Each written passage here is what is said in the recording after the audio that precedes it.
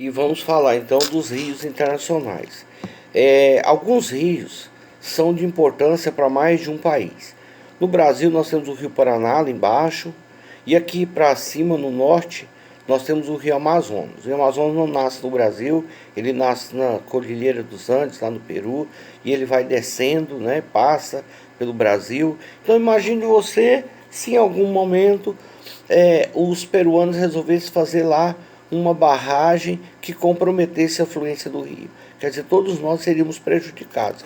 Então esses rios têm proteção internacional, os estados não podem utilizar de maneira imedidas, né? Não pode usar de maneira irresponsável.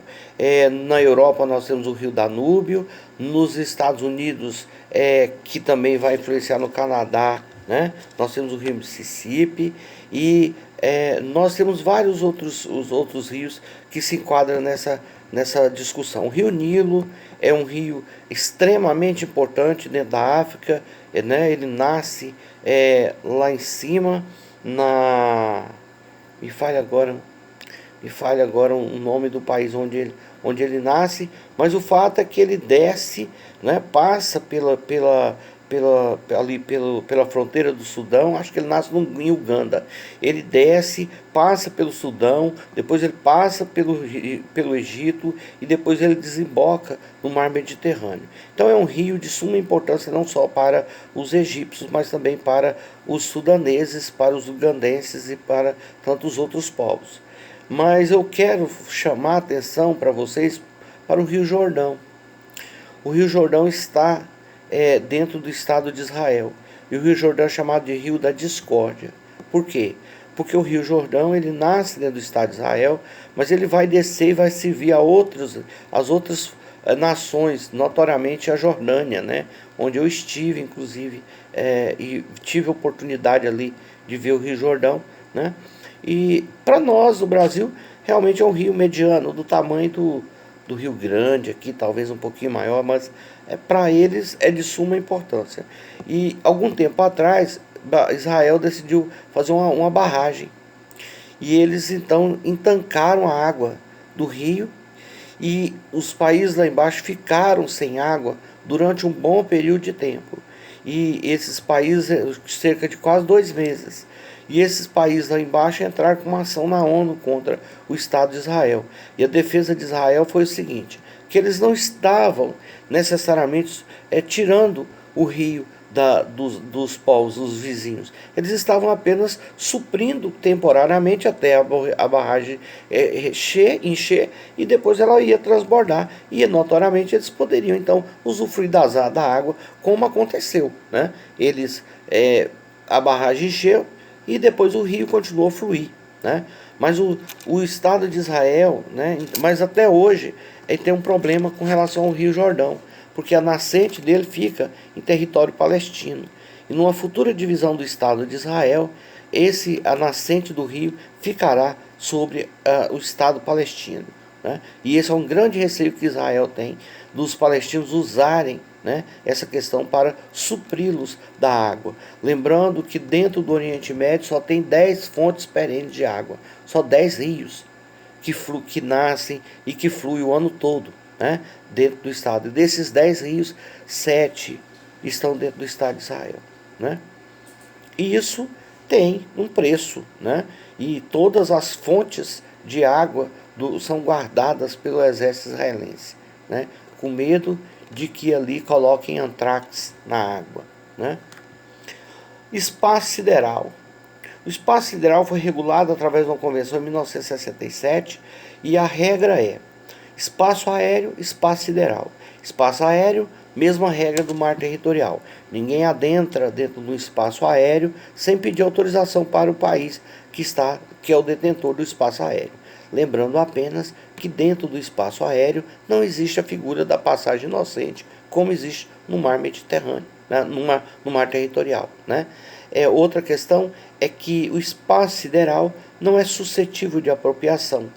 Todos os estados têm direito de colocar aparatos tecnológicos no espaço sideral, mas nenhum tem o direito de colocar ali aparato bélico. Alguns anos atrás, a Coreia do Norte disse que ia lançar um satélite. E a ONU pediu para inspecionar o satélite antes de lançá-lo. E a Coreia do Norte não aceitou. O temor da ONU era que nesse satélite houvesse aparato bélico. O fato é que o satélite explodiu no lançamento e caiu no mar, em águas internacionais. E a Marinha Americana já estava lá, né, para buscar parte desses destroços para saber se tinha algum aparato bélico ou não. Me parece que posteriormente a Coreia conseguiu lançar lá um satélite, né? Meia boca, mas lançou, né? Bom, satélite Tabajara, né? Polo Norte. Polo Norte são águas congeladas. Então, como não tem nada embaixo, não tem grandes interesses das pessoas, dos estados, acerca da regulamentação. Apenas é um corredor para facilitar, né, o tráfego aéreo, para chegar mais rápido nos países, quem sai da América para ir para a Ásia, né, se pegar por cima, tem aí uma economia. Então não oferece grande discussão, né, interesse dos legisladores. A Antártica é diferente, porque a Antártica é um enorme continente terrestre coberto de gelo. E isso levou os países a se preocuparem em regular a Antártica. E o que hoje regula a Antártica é um tratado. E esse tratado diz o seguinte, que todos os países têm direito de colocar lá bases científicas. E isso, ao colocar uma base científica, você está tomando posse do território. Ou seja, ninguém tomou posse, mas também ninguém abriu mão de dizer que é dono, né? O Brasil mesmo tem uma base territorial na Antártica. E é muito importante você reportar uma questão. Essas bases territoriais na Antártica, elas têm todo um complexo, por exemplo, até os dejetos físicos, né, os dejetos biológicos das pessoas que ficam lá, né, na base, tem que ser retirada no navio. Eu não sei se vocês se lembram, algum tempo atrás, a nossa base lá na Antártica pegou fogo, né, e não sei se foi 4 navios, saiu daqui para buscar tudo que havia pegado fogo lá, para tirar de dentro da Antártica, porque lá não pode ficar lixo, nenhum tipo de lixo, né? Bom, nós encerramos aqui a nossa etapa aí no Direito Internacional Público. Não foi do jeito que a gente queria, né? Não é exatamente isso que não foi programado, não havíamos combinado assim, né? A gente não esperava que a gente tivesse que enfrentar um problema dessa magnitude que nós enfrentamos, mas eu acho que em nome da segurança de todos, né, nós fizemos o que deu para fazer.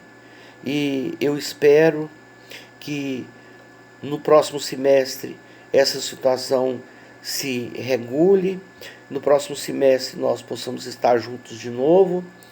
E mais do que isso, eu quero aproveitar essa oportunidade para desejar para vocês superação, que vocês consigam superar essas dificuldades. Todos nós sofremos perdas, né?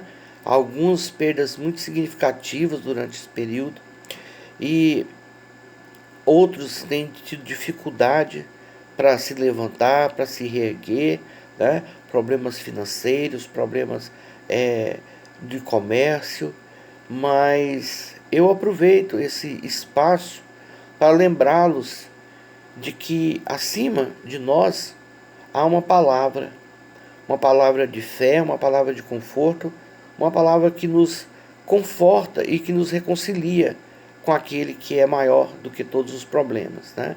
Existe um Salmo 121, e eu tenho uma grande intimidade com esse salmo histórica na minha vida, né? E ele diz assim: eleva os meus olhos para os montes, de onde me virá o socorro? O meu socorro vem do Senhor, que fez o céu e a terra. Não deixará vacilar os seus pés, aquele que te guarda não tosquenejará e nem dormitará. O Senhor é quem te guarda, o Senhor guardará a tua entrada e a tua saída, desde agora e para todo sempre. Espero vocês no próximo semestre, que o Senhor esteja abençoando cada um, que nós sejamos paz, que nós possamos superar, né, um momento difícil que nós estamos vivendo, momentos em que nós estamos segregados, muitas vezes sem poder nos abraçar, sem poder nos ver, mas eu creio que a gente precisa tirar lições positivas de todas as dificuldades que passamos. E essa é só mais uma delas.